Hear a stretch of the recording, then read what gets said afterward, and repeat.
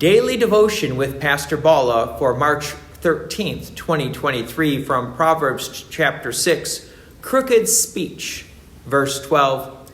A worthless person, a wicked man, goes about with crooked speech, winks with his eyes, signals with his feet, and points with his finger.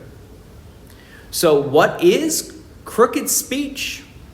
Well, Solomon names it as a characteristic of a worthless person.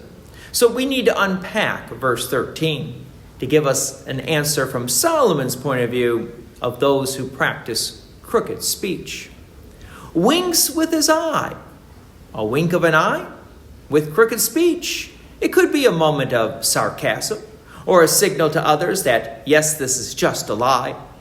Notice the next phrase, signals with his feet.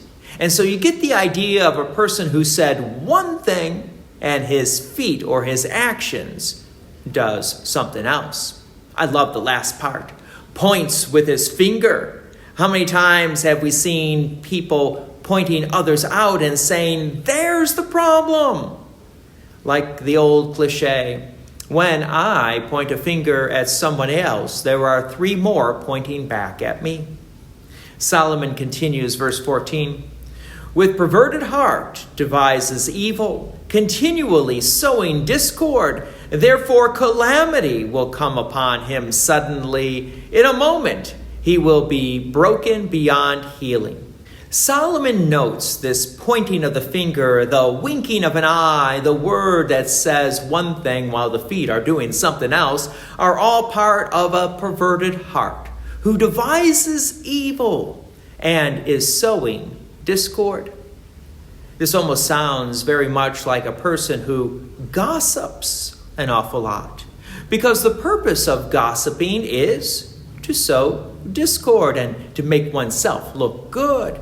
The end result will be calamity, the ultimate calamity. The continuing of gossiping could result in a loss of faith. And as King Solomon kind of notes that this loss is beyond healing. There is only one unforgivable sin, that is rejection of the Holy Spirit, pushing God completely out of one's life.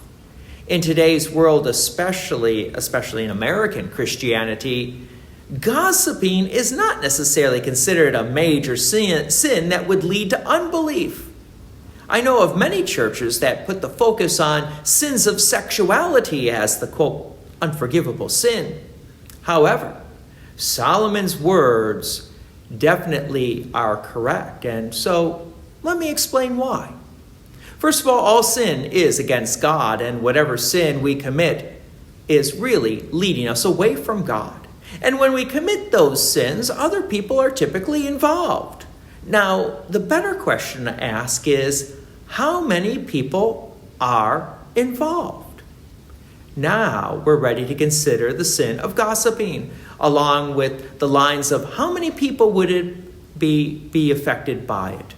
Especially in today's world with access to the internet.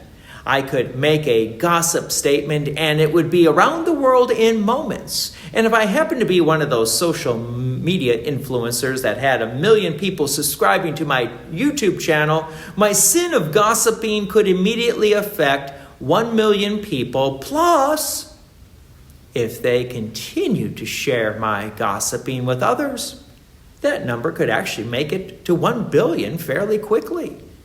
Yet, how often are the results of sexual sins affecting 1 billion people? Please don't misunderstand me. All sin is against God, and God hates all sin.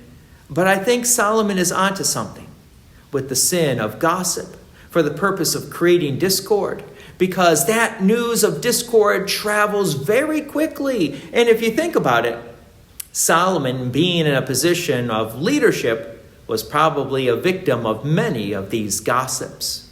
We would do well to remember the old adage, if you don't have anything good to say about a person, then don't say anything at all. Yes, crooked speech can and does a lot of damage. God's peace and many blessings be with you, and thank you for listening. And please take an opportunity to share this message with others. If you have enjoyed these daily devotions, please consider making a donation to Peace Lutheran Church, 24024 West Main Street, Plainfield, Illinois, 60544. Thank you again for listening.